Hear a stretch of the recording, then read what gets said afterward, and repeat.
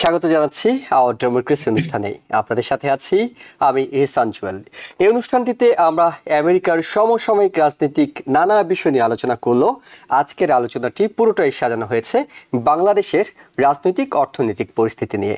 বাংলাদেশে সমসাময়িক সময়ে যে ঘটনা প্রবাহ হচ্ছে তারই বিস্তারিত আলোচনা থাকবে আমাদের আজকের অনুষ্ঠানে, এবং এই অনুষ্ঠানে অতিথি হিসেবে যোগ দিচ্ছেন ইউনিভার্সিটি অফ নিউ অরলিন্সের professor emeritus professor doctor Mustafa Sarwar, এবং আমাদের সঙ্গে আছেন লং আইল্যান্ড ইউনিভার্সিটির প্রফেসর ডক্টর শওকত আলী। আপনাদের দুজনকেই স্বাগত জানাচ্ছি। আমরা জানি যে বাংলাদেশে অনেকগুলো ঘটনা আজকের দিনেই ঘটেছে। আমরা একটু শিরোনামগুলো পড়ে শোনাবো, তারপর আলোচনায় যাব। প্রধান উপদেষ্টা হিসেবে শপথ নিয়েছেন ডক্টর ইউনূস, এবং তার এই উপদেষ্টা পরিষদে সব মিলে 17 জন সদস্য। আজকেই বঙ্গভবনের দরবার হলে তাকে শপথ বাক্য পাঠ করিয়েছেন রাষ্ট্রপতি মোহাম্মদ শাহাবুদ্দিন। এছাড়া ডক্টর ইউনূস শপথের পরপরই জাতির উদ্দেশ্যে যে ভাষণ দিয়েছেন সেখানে তিনি বলেছেন দেশের আইন শৃঙ্খলা পরিস্থিতি ফিরিয়ে আনা, ঠিক করাই হবে তার প্রধান কাজ। এছাড়া আরো গুরুত্বপূর্ণ খবরের মধ্যে আছে আগামী 24 ঘন্টার মধ্যেই সেনাবাহিনীর সহায়তায় দেশের সকল থানায় কার্যক্রম শুরু হবে। অর্থাৎ আজকে সেনাবাহিনী, বিমান বাহিনী এবং পুলিশের আইজিপি, মহাপরিচালক, নৌবাহিনী তাদের মধ্যে যে বৈঠকটি হয়েছে সেখানে সিদ্ধান্ত নেওয়া হয়েছে সেনাবাহিনীর সহায়তায় থানার কার্যক্রমগুলো ফিরে আসবে। এছাড়া সজীব ওয়াজেদ জয়, সাবেক প্রধানমন্ত্রী শেখ হাসিনার পুত্র, তিনি পিটিআইকে দেয়া সাক্ষাৎকারে বলেছেন বাংলাদেশের গণতন্ত্র পুনঃপ্রতিষ্ঠিত হলে শেখ হাসিনা আবারও দেশে ফিরবেন। উল্লেখযোগ্য যে রদবদলগুলো হচ্ছে সেখানে আমরা জানি রাজশাহী বিশ্ববিদ্যালয়ের উপাচার্য পদত্যাগ করেছেন, আর নতুন অ্যাটর্নি জেনারেল হিসেবে যোগ দিয়েছেন সুপ্রিম কোর্টের আইনজীবী মোহাম্মদ আসাদুজ্জামান, এবং তিনি একই সাথে বিএনপির মানবাধিকার বিষয়ক সম্পাদক। একই সাথে সবশেষ যে বিষয়টি নিয়ে আমরা আলোচনা করতে পারি সেটি হলো যে বাংলাদেশের নতুন সরকারকে অভিনন্দন জানিয়েছে আমেরিকা, ভারত, ইউরোপীয় ইউনিয়ন, এবং নিঃসন্দেহে আগামী দিনগুলোতে আরও বিভিন্ন দেশের পক্ষ থেকে নতুন নতুন অভিনন্দন আসবে। তার আগে অনেক দর্শকই হয়তো আলোচনার শুরুতে একটু জেনে নিতে চান যে কারা এই ডক্টর মোহাম্মদ ইউনূসের উপদেষ্টা পরিষদে ঠাঁই পেয়েছেন। বাকি যে 16 জন আছে তাদের মধ্যে আছেন বাংলাদেশ ব্যাংকের সাবেক গভর্নর সালেউদ্দিন আহমেদ, সাবেক attorney general AF Hasan Arif, সাবেক নির্বাচন কমিশনার ব্রিগেডিয়ার জেনারেল অবসরপ্রাপ্ত M শাকওয়াত হোসেন, সাবেক পররাষ্ট্র সচিব তৌহিদ হোসেন, ঢাকা বিশ্ববিদ্যালয়ের আইন বিভাগের অধ্যাপক এবং এই আন্দোলনে শিক্ষক নেটওয়ার্কের হয়ে যিনি কাজ করেছেন ডক্টর আসিফ নজরুল, বেসরকারি সংস্থা নির্বাচন পর্যবেক্ষণ সংস্থা মূলত ব্রোটির নির্বাহী পরিচালক শারমিন মুর্শিদ, মানবাধিকার সংগঠন অধিকার সেটির সম্পাদক আদিলুর রহমান খান, বাংলাদেশ পরিবেশ আইনজীবী সমিতি বেলার প্রধান নির্বাহী সৈয়দা রেজওয়ানা হাসান, সাবেক রাষ্ট্রদূত সুপ্রদীপ চাকমা আছেন, বেসরকারি সংস্থা উন্নয়ন বিকল্পের নীতি নির্ধারণী গবেষণার নির্বাহী পরিচালক ফরিদা আক্তার, জাতীয় মানসিক স্বাস্থ্য ইনস্টিটিউটের সাবেক পরিচালক বিধান রঞ্জন রায় পোদ্দার, ইসলামিক চিন্তাবিদ আফম খালিদ হাসান, গ্রামীণ টেলিকমের পরিচালক নূরজাহান বেগম, বীর প্রতীক ফারুকি আজম যিনি অপারেশন চেকপোর্টের উপ অধিনায়কের দায়িত্বে ছিলেন, এবং বৈষম্য বিরোধী ছাত্র আন্দোলনের অন্যতম 2 সমন্বয়ক নাহিদ ইসলাম ও আসিফ মাহমুদ সজীব ভূঁইয়া।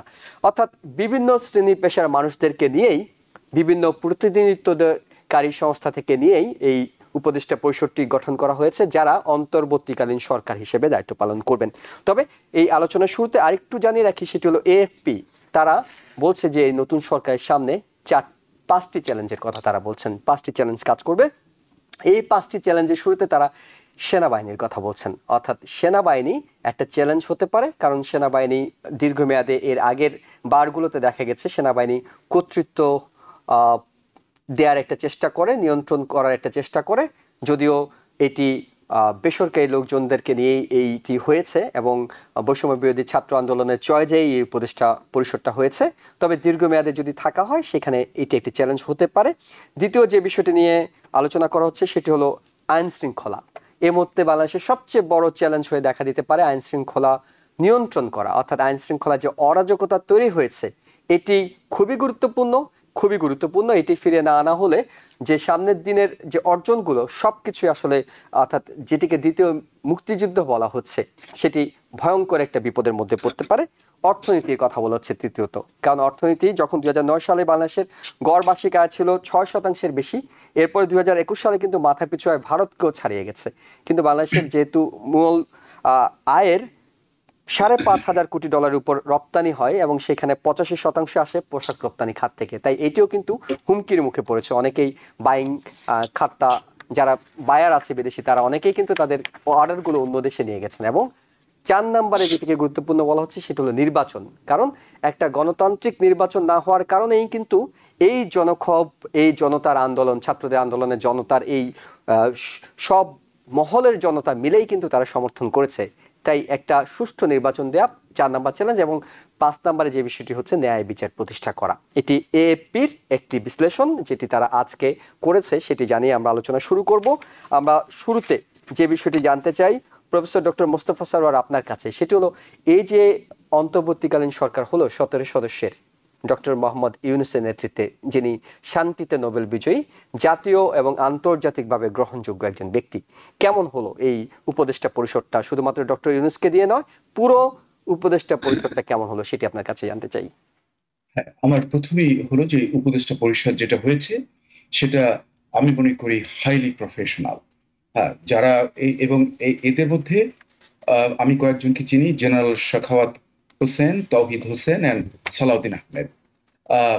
বিভিন্নভাবে এদেরকে আমি চিনেছি এবং তারা হার্ডকোর প্রফেশনাল এবং বেশ অনেস্ট, এবং তারা খুবই ভালো কাজ করতে পারে, ভেরি হার্ড ওয়ার্কিং অলসো। এরপরে আমি লক্ষ্য করলাম যে এই উপদেষ্টা পরিষদে অন্যান্য সদস্য মিলে টোটালি মানে ডক্টর মোহাম্মদ ইউনূস হলেন প্রধান, তার সঙ্গে হলো 15 জন, টোটাল 16 জন।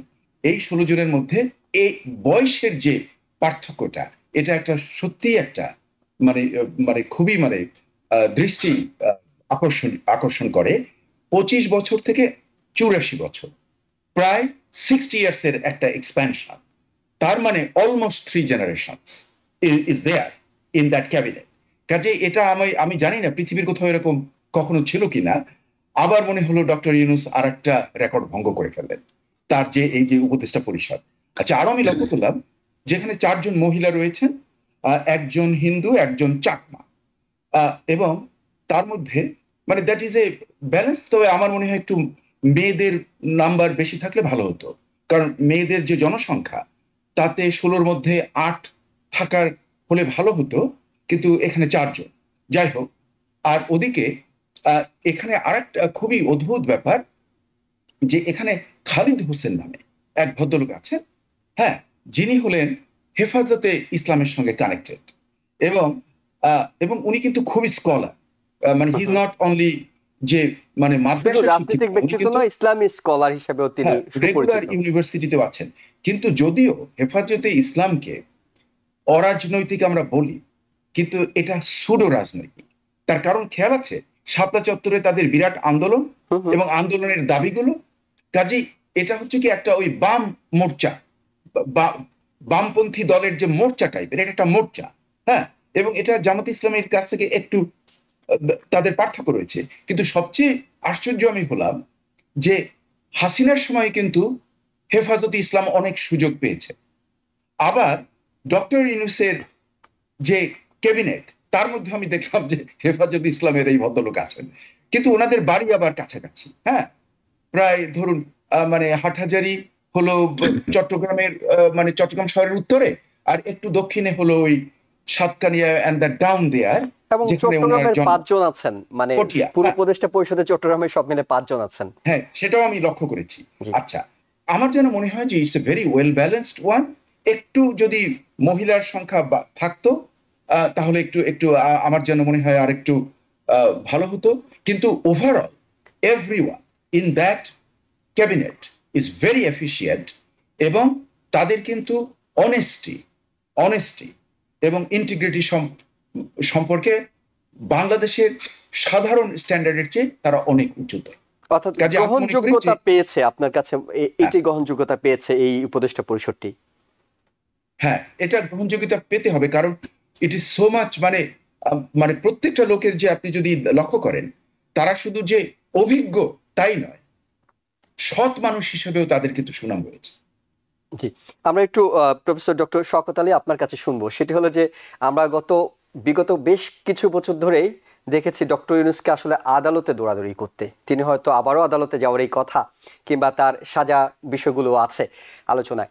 সেইখানে সেই ডক্টর ইউনূস যাকে বাংলাদেশের সাবেক প্রধানমন্ত্রী শেখ হাসিনা তার সবচেয়ে বড় শত্রু হিসেবে দেখতেন, সেই ডক্টর ইউনূস বঙ্গভবনে আজকে শপথ নিলেন।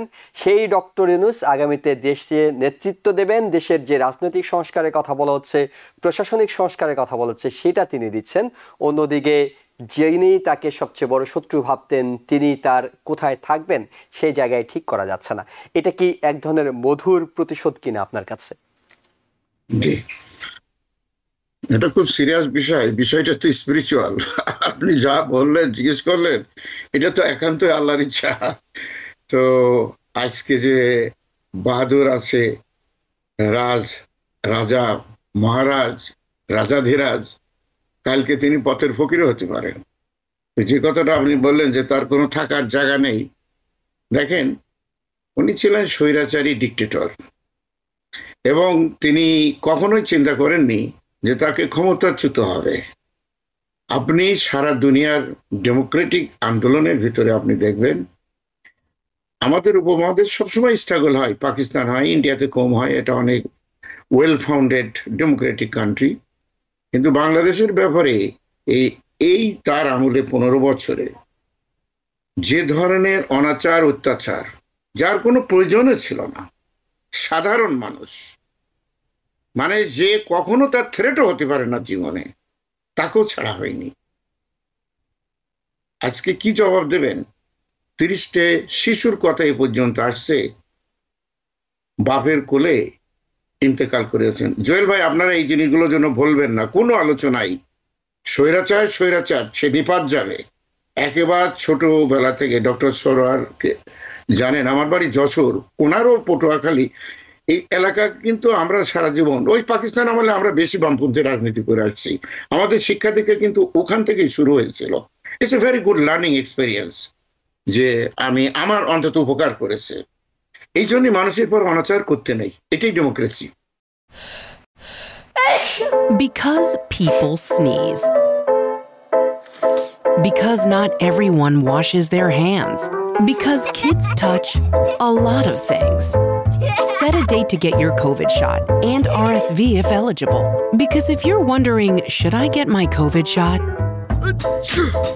Think about other people.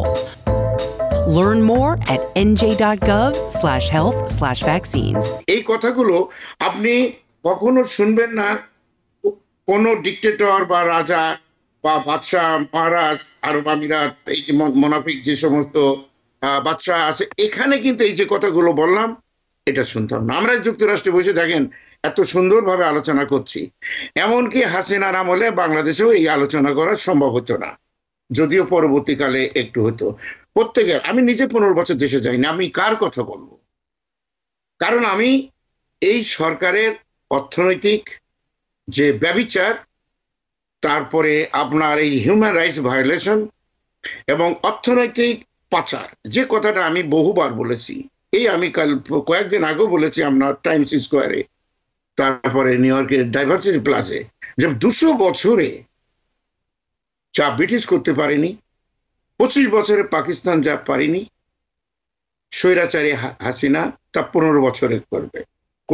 Doctor Shaukat Ali, আপনার কাছে একটু উল্টো করে জানবো, সেটা হলো যে এতদিন তো আমরা দেখেছি শেখ হাসিনা সরকার ডক্টর ইউনূসকে নিয়ে নানা সময় নানা ভাষায় বিষেধগার করেছে, যাকে হয়তো বিশ্বের অন্যান্য দেশ মর্যাদা দিয়ে মাথার উপরে তুলছে, হয়তো বাংলাদেশ সরকার তাকে মাথার নিচে কতটুকু ফেলা যায় সেটা চেষ্টা করেছে। কিন্তু মানে মানুষ তো, সেই ক্ষেত্রে ডক্টর ইউনূস সেগুলো ভুলে গিয়ে রাগ অনুরাগ, যেটি আজকে তিনি শপথ নিয়েছেন যে রাগ অনুরাগের ঊর্ধ্বে উঠে তিনি কাজ করবেন, সবার জন্য কাজ করবেন, সেটা পারবেন কি সেটা আপনার কাছে জানতে চাই। হ্যাঁ, উনি পারবেন। তার কারণ আপনার মনে আছে যে যখন উনি গ্রামীণ ব্যাংক শুরু করেন, কেউ তাকে ছাড়েনি, কিন্তু সমস্ত লোকই তার বিরোধিতা করেছে। এমনকি গ্রামগঞ্জের সাধারণ মানুষরা করেছে, ইসলামিক চিন্তাবিদ যারা ছিল তখন তারা বলছে মেয়েদেরকে এটা করা হবে। অনেকের ধারণা হলো যে এই গ্রামীণ ব্যাংক বোধ আর থাকবে না, অনেকে পুড়িয়ে দিয়েছে, ওনার ব্যাংক পুড়িয়ে দেওয়া হয়েছে। তারপরেও কিন্তু গ্রামে গ্রামে উনি গিয়েছেন। দেখেন, আমি একটা কথা বলি, আমার যেহেতু স্যারের সৌভাগ্য হয়েছে তার ক্লাসের ছাত্র হওয়ার। এবং অনেক সময় টিচাররা অনেক ছাত্রের কথা ভুলে যায়, কিন্তু কিন্তু কিছু কিছু ছাত্রের কথা মনে রাখে। আমি তাদের একজন, এটা আমার সৌভাগ্য। তো উনি এই যে যত দুঃখ কষ্ট ব্যথা বেদনায়, আমি বলতাম স্যার আপনাকে বলা হয়তো প্রিন্স স্যার, যেমন লম্বা চওড়া জোয়ান কথাবার্তা। উনি সরার ভাই, উনি কিন্তু আমার বাড়ি যশোর, উনি আমার থেকে বেশি সুন্দরভাবে বাংলা উচ্চারণ করেন।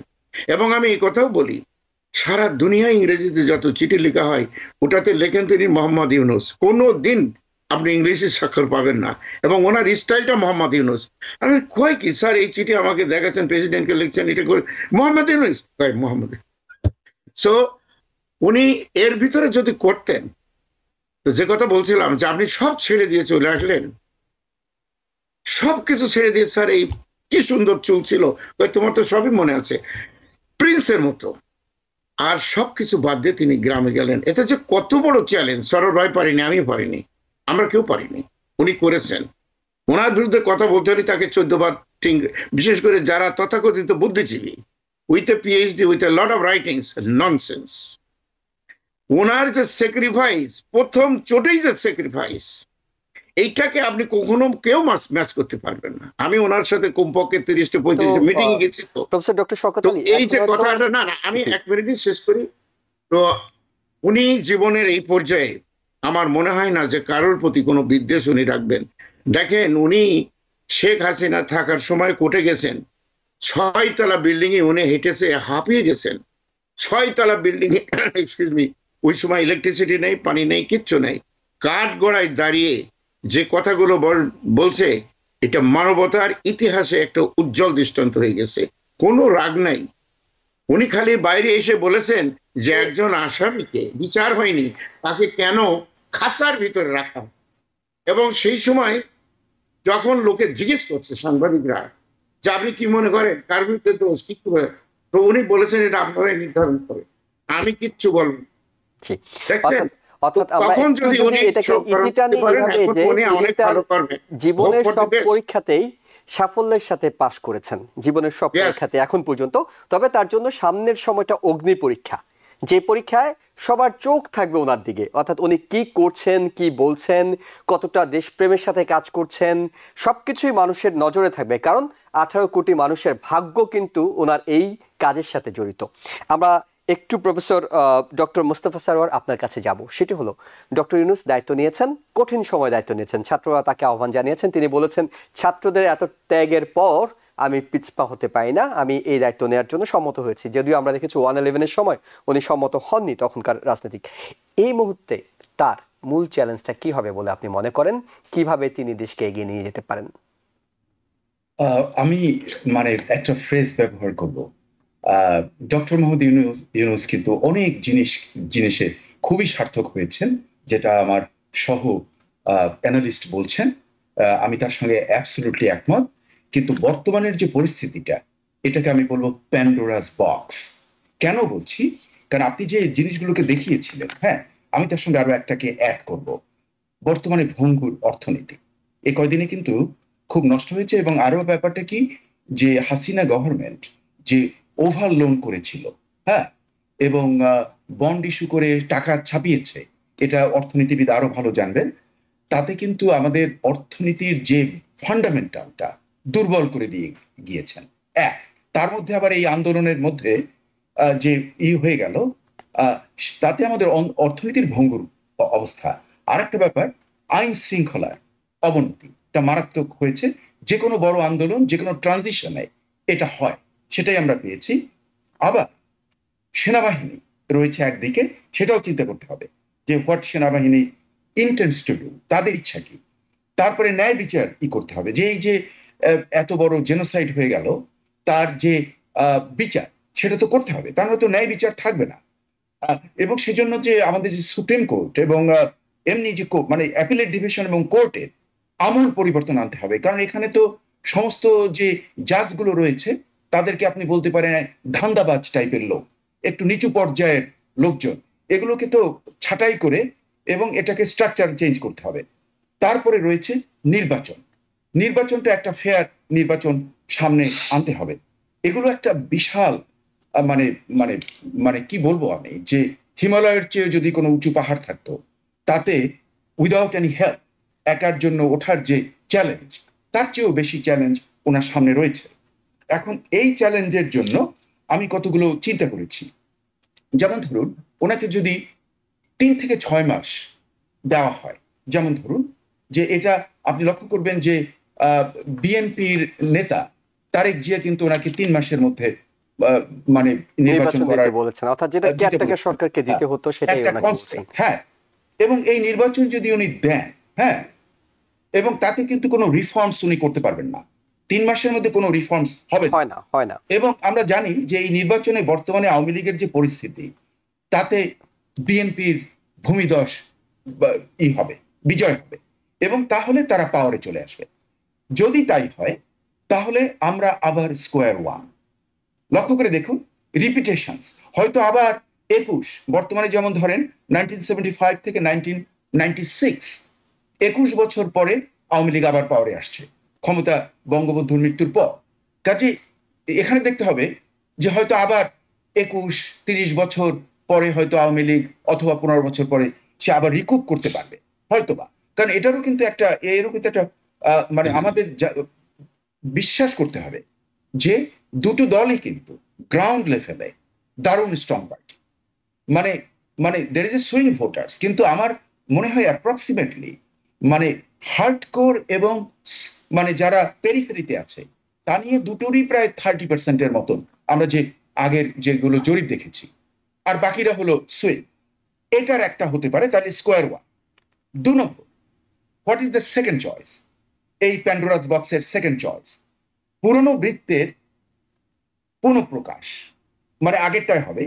এর ভিন্নতর হচ্ছে সময় নিয়ে কাঠামোগত পরিবর্তন, এবং এই কাঠামোগত পরিবর্তনের আমি বলবো যে সবচেয়ে আমাদের সাজেশন যে বর্তমানে যেটা আছে, মানে আমরা বলি এককেন্দ্রিক ওয়েস্টমিনিস্টার টাইপ অফ কনস্টিটিউশন, এটার পরিবর্তন করতে হবে। এর সঙ্গে ফ্রান্সে যে আমরা ফরাসি যে এক্সপেরিমেন্ট জানি, তাতে প্রেসিডেন্টও সাধারণ গণভোটে নির্বাচিত হয় এবং তার পাওয়ার রয়েছে।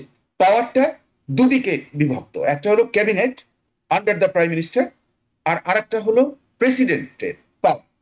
এই দুটো পাওয়ারে একটা সামঞ্জস্য বিধান করতে হবে এবং সেজন্য পরিশ্রম করতে হবে, এবং এটা একটা কাঠামোগত পরিবর্তন। আরো একটা আমার সাজেশন হলো যে টার্ম লিমিট রাখতেই হবে, 2 টার্মের বেশি কিছুতেই না। এবং শুধু তাই নয়, এমনকি এককেন্দ্রিক ব্যবস্থাটাকে ডিসেন্ট্রালাইজ যদি করা যায়, যেমন ধরুন 4টা কিংবা 5টা প্রভিন্স, চিন্তা করে দেখুন 18 কোটি লোক, এমনি লোক আপনি এর চেয়ে অনেক কম যে দেশগুলো ইউরোপে আছে, তাদের কিন্তু অনেকগুলো প্রভিন্স আছে, অনেকগুলো ইসে, এবং ওই প্রভিন্সগুলোর পার্লামেন্টগুলো কিন্তু সেমি মানে সোভরেন, তাদেরও কিন্তু প্রচুর পাওয়ার থাকে। তাতে হবে কি, ডিসেন্ট্রালাইজ হয়ে যাবে এবং ঢাকার উপরে যে প্রেশারটা, এটা কমে যাবে। এবং আরো একটা ব্যাপার, এটা একটা রক্ষা কবচ হিসেবে কাজ করবে। কেন্দ্রীয় গভর্নমেন্টের কেউ যদি ডিক্টেটর হওয়ার চেষ্টা করে, তাহলে এই যে বিভিন্ন অঞ্চলগুলোর যে গভর্নমেন্টগুলো, তারা হয়তো সবাই ওটা রাজি নাও হতে পারে। অর্থাৎ চমৎকার কিছু প্রস্তাবনা আপনি দিচ্ছেন, যেগুলো দেশের রাজনীতি অর্থনীতিতে খুব চমৎকারভাবে সংস্কার করতে পারে। কিন্তু এটা তো এই অন্তর্বর্তীকালীন সরকার প্রস্তাব আকারে তৈরি করতে পারে, তাদের তো যেহেতু সংসদ নেই, সংবিধান পরিবর্তন করে এই বিষয়গুলো সংশোধন করা তাদের পক্ষে হয়তো সম্ভব হবে না। তবে তারা যে দলই ক্ষমতায় আসুক, তাদের কাছে এই প্রস্তাবনাগুলো রেখে যেতে পারে এবং একটা সম্মতি আদায় করে নিতে পারে যে আপনারা যারাই ক্ষমতায় আসবেন তারা এইগুলো সংসদে পাশ করে নেবেন, সংবিধানটা সংশোধন করে নেবেন। না, আমি তা মনে করি না। কেন আমি বলছি যে অতি শ্রদ্ধেয় ডক্টর মোহাম্মদ ইউনূস যেটা বলেছেন, যেটা এটা দ্বিতীয় স্বাধীনতা যুদ্ধ, আমাদের দ্বিতীয় বিজয় দিবস, তাই তো? কাজেই এখানে একটা বিপ্লবী চিন্তাধারা মাথার মধ্যে রাখতে হবে। কনস্টিটিউশন হল জনগণের জন্য, জনগণ কনস্টিটিউশনের জন্য নয়, ইটস নট রিভার্স। কাজেই আমি মনে করি যে এই স্ট্রাকচার যদি অন্যের হাতে ছেড়ে দেওয়া হয়, কিচ্ছুই হবে না। ওনাকে করতে হবে, উনি করতে পারবেন, এবং সেই জন্য কনসেনসাস বিল করতে হবে, সব দলকে আনতে হবে, ইনক্লুডিং আওয়ামী লীগ, কাউকে বাদ দেওয়া যাবে না। কারণটা কি, আপনি আওয়ামী লীগের একটা বিরাট সমর্থন রয়েছে, আপনি যদি তাদেরকে এক্সক্লুড করে দেন, তাহলে তো আবার স্কোয়ার ওয়ান, ওই যে আবার অটোক্রেটিক একদলীয় ব্যবস্থা ইত্যাদি। কাজে এটাকে করার জন্য এখনই করতে হবে সবাইকে নিয়ে বসে এই কনস্টিটিউশন করতে হবে, এবং এতে হয়তো সময় লাগবে, হ্যাঁ, কিন্তু সেই সময়টাও কিন্তু মানে লিমিটেড হতে হবে, জি, যাতে অপরিসীম নয়, তাহলে হয়তো তাদেরকে নিয়ন্ত্রণ করার জন্যই হয়তো আবার ভিন্ন এই গভর্নমেন্ট হয়তো একটা ডিক্টেটরিয়াল গভর্নমেন্টে পরিণত হতে পারে, সেটাও সাবধান থাকতে হবে। এবং নতুন দল আসার জন্য সুযোগ দিতে হবে, কিন্তু not under the umbrella of the interim government, যেটা মঈনুদ্দিন ভুল করেছিল, হ্যাঁ, নট লাইক দ্যাট। কাজেই কাজটা অনেক কঠিন। ইতিহাস থেকে যখন আমরা শিক্ষা নেওয়ার কথা বলি, এর আগের যে অন্তর্বর্তীকালীন সরকার ছিল, যেটি 2006 111 হিসেবে পরিচিত, সেইখান থেকেও কিন্তু এই সরকারকে শিক্ষা নেওয়ার বেশ কিছু বিষয় আছে। আমরা ছোট্ট একটা বিরতিতে যাব, বিরতি থেকে ফিরে আমরা আবার এই বিষয়গুলো নিয়ে আলোচনা করব। দর্শক সঙ্গে থাকুন। Because people sneeze. Because not everyone washes their hands. Because kids touch a lot of things. Set a date to get your COVID shot and RSV if eligible. Because if you're wondering, should I get my COVID shot? Think about other people. Learn more at nj.gov/health/vaccines. দর্শক, আপনাদের স্বাগত democracy অনুষ্ঠানে। আপনাদের সাথে আছি আমি এহসান জুয়েল। আমাদের সাথে অতিথি হিসেবে সংযুক্ত আছেন ইউনিভার্সিটি অফ নিউ অরলিন্সের professor emeritus professor doctor Mostafa Sarwar এবং লং আইল্যান্ড ইউনিভার্সিটির professor doctor Shaukat Ali. Professor doctor Shaukat Ali, আপনাকে দিয়ে শুরু করব।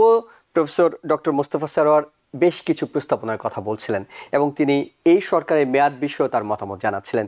এই বিষয়গুলোর সাথে আপনি একমত কিনা, নাকি আপনিও মনে করেন যে 3 মাস কিংবা 6 মাসের বেশি থাকা উচিত নয়? না, আমি সরোয়ার ভাইয়ের সাথে কিছু একমত, কিন্তু আমার আবার দ্বিমত আছে। সেটা হলো, উনি যেটা বলছেন যে term limit, Westminster style democracy, তারপরে হচ্ছে আপনার অন্যান্য যে সংস্কারের কথা বলা হয়েছে, এই সংস্কারের কথা ছাত্ররা নিয়েছে কিন্তু রাজনৈতিক নেতাদের কাছ থেকেই। আমি এক্সাম্পল দিই, এটা বৃহত্তর বিএনপি, আমি জামাতের এ ব্যাপারে কোনো ভূমিকা আমি দেখিনি, তবে বৃহত্তর যে দল বিএনপি, এটা অনেক আগে থেকেই তারা বলছে, এই টার্ম লিমিটের কথা বলছে, সংস্কারের কথা বলছে। রব ভাই নিজেই তার যে দল আছে জাসদ, সেখানে এটা ঘোষণা করেছে। মান্না ভাই বলেছে, জোনায়েদ সাকি বলছে, তাদের সাথে যে দলগুলো বিরোধী দল আছে, এরা সবাই ওয়েস্টমিনিস্টার স্টাইলে ডেমোক্রেসি পছন্দ করে, নাথিং নিউ। কিন্তু 1 নম্বর, ছাত্ররা যে দায়ী করেছে, এটা কোনো রকম আমাদের প্রশ্ন ওঠে না যে এটা কোনো পলিটিক্যাল পার্টির জন্য এটা কোনো দায়ভার হবে। আপনি দেখেন, ওরা যখন 9 দফা দাবি করেছে আপনার ঢাকা ইউনিভার্সিটি থেকে মাত্র পতন হওয়ার 3 দিন আগে, দেখবেন সমস্ত কথাগুলো কপি করেছে তারা ওই 71 সালের। সরোয়ার ভাই ভালো বলতে পারবেন, আমরা তো জানি, আমরা তো ছিলাম।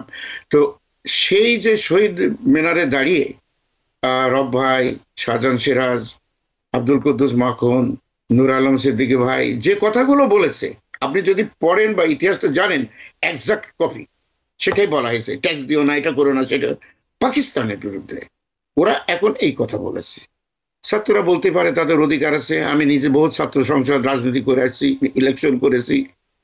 তাদের very pragmatic, they are very smart, তারা এই কথাগুলো বলেছে এখনো। কিন্তু সরোয়ার ভাইয়ের সাথে আমার দ্বিমতটা হচ্ছে এই, যে আমরা কিন্তু এই তথাকথিত বুদ্ধিজীবীরাই বারবার আমরা বলেছি তত্ত্বাবধায়ক সরকার না দেওয়ার একটা যুক্তি হলো ওই রাজনীতিবিদরাই রাজনীতি করবে। রাজনীতি করতে যে কি দেখেছে, এটা টোটালি ননসেন্স, স্টুপিড আইডিয়া। সমস্ত লোকই রাজনীতি করতে পারে। রাজনীতি is a big business, it's a profitable. একটা স্টুপিড ইলিটারেট ম্যান পান বেচা থেকে শুরু করে হাজার হাজার কোটি টাকা। আপনি এই বাংলাদেশের এই উদাহরণ আপনি কোথায় দেবেন? আমি জীবনেও কখনো দেখিনি। আমরা তো পড়াই এগুলোই, আমি ক্যাপিটালিজমই তো পড়াই। দেশে থাকতে হয়তো একরকম অন্যরকম, কিন্তু আমি তো এগুলো ক্যাপিটালিজম পড়াতে হয়, আমার পড়তে হয়েছে, আমার ডিগ্রি নিতে হয়েছে। সো আমি যেটা মনে করি যে এটা 3য় শ্রেণীর, 3rd ক্লাস এই ব্যবসায়ী, এই যারা পুঁজিপতি। আর ভাই আপনি দেখেন, কোথাও পাবেন, আপনি দেখেন তো যে একই জন পার্লামেন্টের মেম্বার, সেই গার্মেন্টের মালিক, সেই সরকারের মালিক, সেই মন্ত্রী, তারই ভাইকে সে সেনাবাহিনীতে পারে, বিজি আপনার হচ্ছে ডিবি প্রধান হয়েছে তার খালাতো ভাই, চাচাতো ভাই, আরে ভগ্নিপতি হয়েছে সেনাপতি। দুনিয়াতে ইতিহাস নাই, নেভার ইট হ্যাপেন। আপনি সংস্কার করেন আর না করেন, এটা হাউবার বিএনপি যদি ক্ষমতায় যায়, তাহলে তারা যে দাবি, আমরা আগেও বলেছি, এখনো আমরা যেটা বলি যে 3 মাস। আমি আমার শ্রদ্ধেয় শিক্ষক ডক্টর মোহাম্মদ ইউনূসের কাঁধে বন্দুক রেখে উড়ো ফায়ার করতে যাচ্ছি কোন কারণে? একটা মানুষের বয়স 84 বছর, তাকে দিয়ে সব সংস্কার আপনি কিভাবে করাবেন? How it is possible? 250 জন হাই র্যাঙ্কিং মিলিটারি অফিসার, সমস্ত লোকগুলো বিভিন্নভাবে টেস্টেড, যে হাসিনা বিপদে বলি তারা সবাই থাকবে। কি করবেন আপনি বিজেপিকে? কি করবেন? তার বাপ যেটা নাম দিয়ে গেল বিডিআর, সেটাকে আপনি বললেন বিজেপি। পোশাক করলেন আপনি ভারতের মতো। এখন সব চেঞ্জ করতে হবে। রিফর্ম শুধু ওইভাবে করলে হবে না, এভরিথিং মাস্ট বি রিফর্ম। তার যে সিস্টেম, সরার ভাই সুন্দর কথা বলেছেন, গত বছর 100,000 কোটি টাকা প্রিন্ট করেছে শেখ হাসিনা, তার আগের বছর করেছে 50,000 কোটি টাকা। আর এবছরের হিসেব কিন্তু সরল ভাই আমরা জানি না, সমস্ত লুটপাট হয়ে গেছে গোলগুলো। কাকে কি বলবেন আপনি? কিসের রিপোর্ট? আমি একটু বুঝার জন্য আগে ওগুলো ফিরিয়ে নিতে হবে। আমি একটু আপনার কাছে বুঝার জন্য না, আমি বলছি, এখানে আপনি কি মনে করেন যে ইউনূস সাহেব ওই গোলগুলো উদ্ধার করতে পারবেন? যে হাই র্যাঙ্কিং অফিসার যে দিয়েছে সেগুলো করবেন? আপনি কেন বললেন যে থানায় থানায় সেনাবাহিনী দিতে হবে? কেন ভাইয়া? তার মানে পুলিশের ভিতরে সামথিং রং, তার কোঅপারেটিং, তার বেরোতে পারছে না। সেনাবাহিনীকে যদি দেন, সেনাবাহিনী বিতর্কিত হবে। তাহলে আপনি যে কাজ করছেন, এই সংস্কারগুলো এই এই অন্তর্বর্তীকালীন সরকার করবে না, পরবর্তী যে রাজনৈতিক সরকার আসবে পরবর্তীকালে তাদের যে এজেন্ডা তারা দিয়ে যেতে পারে। আমার মনে হয় এই ব্যাপারে আমি তো নিশ্চিত যে পরবর্তীতে বিএনপি ক্ষমতা আসবে। যদি নির্বাচনের পরবর্তীতে আবার আওয়ামী লীগ চলে আসে তখন কি করবেন? এখনো তো আওয়ামী লীগের আসার সম্ভাবনা খুবই কম। আমি এটা বলে দিই, আপনি তো নিজেই বলেছেন যে 25 বছর লাগছে ক্ষমতায় হিসেবে আছে। আমরা এখন তার থেকে আরো বেশি সময় লাগবে। এই টাকা আপনাকে দিতে হবে, কোন রকম গুজামিল দিতে পারবে না। এবং ডক্টর আপনার এমনকি ওয়াকারুজ্জামান যে ভগ্নিপতি থেকে সেনাপতি হয়েছে, তিনি নিজেই বলেছে আমি এর বিচার করব। এখানে যদি স্যার অন্যরকম যায়, উনি বিপদ পড়বেন। তবে আমি সরার ভাইকে বলছি এই কথা, যে স্যার কিন্তু মহা চ্যালেঞ্জের ভিতরে আছে। আপনি ইলেকশন দেবেন, রিফর্মের ফর্মুলাগুলো দেবেন, এখানে ছাত্র আছে, তারাও একটা ওয়াচগার্ড আছে। ভবিষ্যতে যদি কোনো ঝামেলা হয় তারা আবারও মাঠে আন্দোলন করবে। এবং it is a learning time for all political parties. সবাই জানে। আমরা মোটামুটি আপনার বক্তব্য থেকে একটু ধরে দেবো, আপনি বলছেন যে এটা রাজনৈতিক সরকার পরবর্তীতে এসে করা দরকার, অন্তর্বর্তীকালীন সরকার বেশি মেয়াদে না থাকা দরকার। আপনার পার্লামেন্ট নাই ভাইয়া, আপনার পার্লামেন্ট নাই, আপনি এক্সিকিউটিভ অর্ডার দিতে পারবেন না, ইমপ্লিমেন্টেশন নাই, আপনার মন্ত্রীরা কেউ নির্বাচিত না, আপনি নির্বাচিত। ওকে, আপনি যেটা করবেন, ইলেকশনটা সুন্দরভাবে করবেন উইথ এ গিভেন টাইম, তারপরে আপনি ফর্মার জন্য সবকিছু করে যাবেন এমন কায়দায় পরবর্তী সরকার না করে, they will be in trouble. Okay, আমরা একটু প্রফেসর ডক্টর মোস্তফা স্যার আপনার কাছে যেতে চাই। আমরা দেখেছি যখনই অন্তর্বর্তীকালীন সরকার শপথ গ্রহণ করলেন, তারপর পরই ভারতের প্রধানমন্ত্রী নরেন্দ্র মোদী তার এক্স পোস্টে তিনি অভিনন্দন জানালেন এবং একই সাথে যদিও তিনি বাংলাদেশের সংখ্যালঘু সম্প্রদায়ের নিরাপত্তার বিষয়টি নিশ্চিত করার আহ্বান জানিয়েছেন, বাংলাদেশের সাথে উন্নয়ন সহযোগিতা অব্যাহত রাখার আহ্বান জানিয়েছেন। যুক্তরাষ্ট্র থেকে স্টেট ডিপার্টমেন্ট থেকে আমরা দেখেছি তারা ডক্টর ইউনূস সরকারকে সমর্থন জানিয়ে অব্যাহত রাখার কথা বলছেন সহযোগিতা। ইউরোপীয় ইউনিয়ন যারা অংশীদারিত্ব সংলাপ স্থগিত করেছিল তারাই কিন্তু অভিনন্দন জানিয়েছে। এই পশ্চিমা বিশ্ব, ভারত বিশেষ করে ভারতের এখানে একটা ভূমিকা থাকার কথা, তাদের এই অভিনন্দনটা এটাই কি হওয়ার কথা, নাকি এটা আসলে একটা কূটনীতিক শিষ্টাচারের কারণেই তারা করতে হয়েছে? না, আমি মোদির যে স্টেটমেন্টটা আমি পড়েছি এবং আমাদের যুক্তরাষ্ট্রের এখনো স্টেট মানে গভর্নমেন্ট মানে বাইডেনেরটা যায়নি, কিন্তু স্টেট ডিপার্টমেন্টের একটা স্টেটমেন্ট আছে আমি পড়েছি। তো মোদির যে ব্যাপারটা আমার যেন মনে হয় যেন মানে সে বুঝতে পেরেছে যে পার্শ্ববর্তী দেশ এবং এখানে ইউ হ্যাভ টু কোঅপারেট। এবং আমি আগেও বলেছিলাম যে ভারতের যে রাজনীতি অনেক বেশি ম্যাচিওর, আমাদের এই উপমহাদেশে সবচেয়ে বেশি ম্যাচিওর কান্ট্রি। কিন্তু আমি তার একটা জিনিস যেটা আপনি উল্লেখ করলেন যে মাইনরিটির ব্যাপারে উনি বলেছেন, হ্যাঁ, হিন্দুদের যে মন্দির ভাঙা হচ্ছে, তাদের স্থাপনা ধ্বংস করা হচ্ছে এবং তাদের জমি দখল করা হচ্ছে, এই জঘন্য দানবের একদম মাথা ঘুরিয়ে দেওয়া উচিত, মানে নো কম্প্রোমাইজ অন দ্যাট। কারণ আমরা এখানে মাইনরিটি, আমরা যুক্তরাষ্ট্রে আমরা আছি, আমরা মাইনরিটি। চিন্তা করে দেখুন, আমাদের যদি জীবনে এরকম ঘটতো, আজকে যদি আমার বাসা আক্রমণ করতো এসে, আমার যদি উপাসনালয় এসে ধ্বংস করতো কেউ, তাহলে আমার কিরকম লাগতো? So I put my self in the shoes of our Hindu population. কিন্তু এ ব্যাপারে আমি মোদিকে একটা উপদেশ দেব, যে মোদি, তুমি আমাদেরকে লেকচার দেওয়ার আগে তুমি তোমাকে একটু শুদ্ধ করো। ঠিক করো। হ্যাঁ, কারণ তুমি যে সিটিজেনশিপ ল করেছো কিছুদিন আগে, এটা ডিসগাস্টিং। এবং তুমি নির্বাচনের সময় তোমার বক্তৃতা আমরা শুনেছি, তুমি জঘন্য ভাষায় তোমার মাইনরিটিতে তুমি গালাগালি করেছো, তাদের বিরুদ্ধে বাজে কথা বলেছো। কাজে তুমি অন্যদেরকে বক্তৃতা দেওয়ার আগে হ্যাঁ তুমি নিজকে একটু প্র্যাকটিস করার চেষ্টা করো। এটা হলো আমার মোদির প্রতি ইসে। এবং কিন্তু একই সাথে আমাদের দেশেও সেটা সংরক্ষণ করতে হবে, অর্থাৎ প্রত্যেকটা মানুষ বাংলাদেশের নাগরিক, এটা রাষ্ট্র থেকে নিশ্চিত করতে হবে। কারণ এই বৈষম্যের বিরুদ্ধে তো এই কোটা আন্দোলন হয়েছে, বৈষম্য দূর করার জন্য। কোন রকম বৈষম্য তো রাখার সুযোগ নেই, কোন রকম বৈষম্য থাকতে পারে না। এবং জুয়েল ভাই, এই বৈষম্য থেকেই পাকিস্তান বানা হয়েছে। Right right. আমি ওদের আইডিয়াটা এত সুন্দর আমার ভিতরে কাটতে, এই বৈষম্য দিয়ে পাকিস্তান আর পুরো পাকিস্তানের ঘরে এই এবং বৈষম্য বাইরে থেকে কেউ বানা হয়েছে। সহ্য করার কথা না। আমি একটু শেষ করব প্রফেসর ডক্টর শওকত আলী, আপনাকে একটা মিনিট সময় নিয়ে। সেটা হলো, ডক্টর ইউনূস কিন্তু ভারত বারবার করে আশঙ্কা করছিল যে এখানে জঙ্গি উত্থান হচ্ছে, ভারতের মিডিয়াগুলো নানা ধরনের প্রোপাগান্ডা চালাচ্ছিল বাংলাদেশের এই অন্তর্বর্তীকালীন সরকার কিংবা পট পরিবর্তন নিয়ে। ডক্টর ইউনূস স্পষ্ট করে মেসেজ দিয়েছে, বাংলাদেশ অশান্ত হলে ভারতের 7 সিস্টার, মিয়ানমার এবং অন্যান্য জায়গাগুলোতে অশান্ত হবে। তিনি কি কাইন্ড অফ শুধু সতর্ক করেছেন, নাকি স্পষ্ট কোনো মেসেজও দিয়েছেন? না না না না, উনি বাস্তববাদী মানুষ। উনি যা বলেছে এটা আমরা সবসময় বলে থাকি, আমরা ঠিক না থাকলে তারা থাকবে না।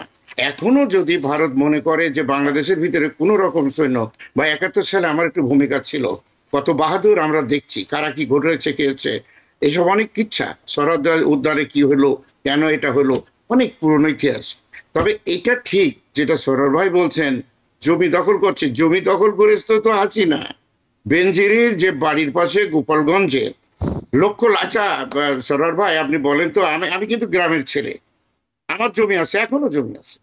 আপনি কিভাবে 500 একর জমি একসাথে আপনাকে বিক্রি করে দিল? কে দিল? যেটা শেরে বাংলা একে ফজলুল হক 52 সালে জমিদারি প্রথা উত্থান হয়েছে, শেখ হাসিনা সেই জমিদারি প্রথা করেছে। শফিউদ্দিন সাহেব বিদায়ী আপনার খুলনায় পাইগাছায় তার রিসোর্ট রয়েছে। বেঞ্জুরির রিসোর্ট গুলো আমি বলেছি যে হিন্দু ভাই, on the record, on the air, যে আমি বলছি তোমাদের সাথে আমি 100% একমত।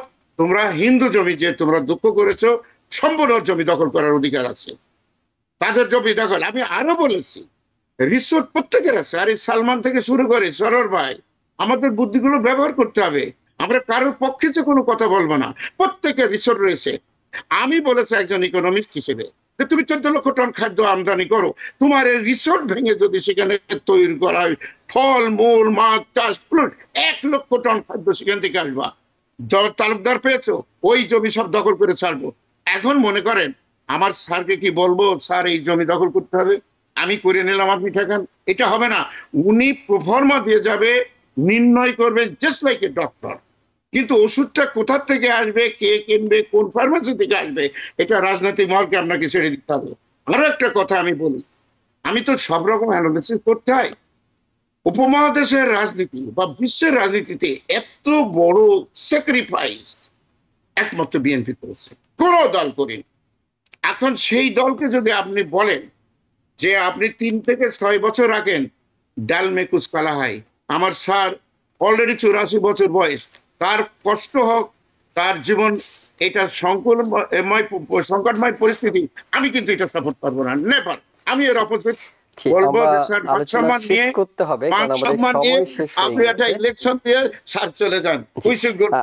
আমরা আপনাদের দুজনের মতামতকে সম্মান করছি, এবং দিন শেষে শুরুতেই যে কথাটি বলছিলাম যে বাংলাদেশের আগে আইন শৃঙ্খলা পরিস্থিতি এখনই নিয়ন্ত্রণ করতে হবে, এটাতে আসলে একটা দিন একটা ঘন্টা আর দেরি করার সুযোগ নেই। কারণ যেসব পরিস্থিতি তৈরি হচ্ছে, অরাজকতা তৈরি হচ্ছে এই মাত্র 2 দিন সরকার না থাকাতেই, এটা আসলে কোনো শুভ বার্তা দিচ্ছে না। এবং সামনের দিনে যে স্বপ্ন, এটার জন্য বড় ধরনের হুমকি হয়ে দাঁড়াতে পারে। যেহেতু এখন অন্তর্বর্তীকালীন সরকার হয়ে গিয়েছে, আমরা আশাই করতে পারি আইন শৃঙ্খলা পরিস্থিতি নিয়ন্ত্রণে চলে আসবে, এবং নিঃসন্দেহে আগামী দিনগুলোতে আরও যে নতুন চ্যালেঞ্জগুলো আছে সেগুলো নিয়ে আপনাদের দুজনের সাথে আমাদের আলোচনার সুযোগ রয়েছে। আপনাদের দুজনকে অনেক ধন্যবাদ জানাচ্ছি, এবং একই সাথে ধন্যবাদ জানাচ্ছি দর্শক যারা এতক্ষণ দেখছিলেন। ভালো থাকবেন।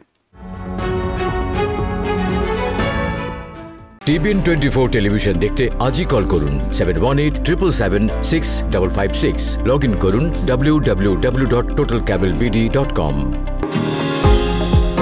নিউ ইয়র্ক থেকে সম্প্রচারিত টিভিএন 24 টেলিভিশন বিশ্বজুড়ে বাঙালির কণ্ঠস্বর।